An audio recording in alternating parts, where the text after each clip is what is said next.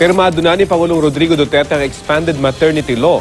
Itinanggi naman ng Malacanang na lumala ang problema sa droga. Gusto ng Pangulo na paigting ng kampanya kontra droga. Kaugnay niyan, may ulat on the spot si Joseph Morong. Joseph.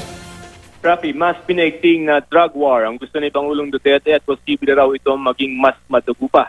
Sabi mismo ng Pangulo. Paliwanag ni Presidential Spokesperson Salvador Panelo, ibig sabihin ng mas pinaigting ay mas maraming operasyon at pag-aresto at mas matinik na intelligence operation. Sabi ni Panelo, ito ay bunsod ng pagpasok na rin ng mga international drug cartels tulad ng Sinaloa Drug Cartel sa Pilipinas. Pero itinanggi ni Panelo na lumalala ang problema sa droga. Sa mismong datos ng gobyerno, tinatayang aabot lamang ng kalahating milyon ang bilang ng mga taong sumuko na huli o kaya naman ay napatay sa drug war. Malayo sa 3 milyong addict na umano'y meron sa Pilipinas. Pero pagtatanggol ni Panelo, kung wala raw drug war, ay baka mas dumami pa ang drug addicts sa Pilipinas.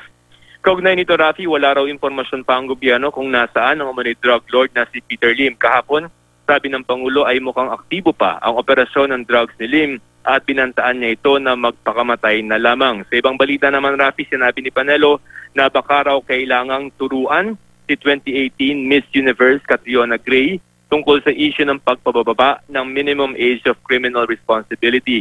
Kontra si Gray na bababain ito sa 9 years old at dapat ay pagtuunan ang ugat ng problema. Pero sabi ni Panelo, baka mali lamang ang intindi ni Gray sa issue. Sabi ni Panelo, quote, "She should be educated, she is misinformed." Samantala, Rafi, pinirmahan na nga ni Pangulong Duterte kahapon ayon kay Executive Secretary Salvador Mindaldea ang Expanded Maternity Act na magbibigay ng 105 na paid maternity leave for 105 days na paid maternity leave at may option ang isang nanay na mag-extend ng 30 days pero wala na itong bayad. Rafi. Maraming salamat, Joseph Morong.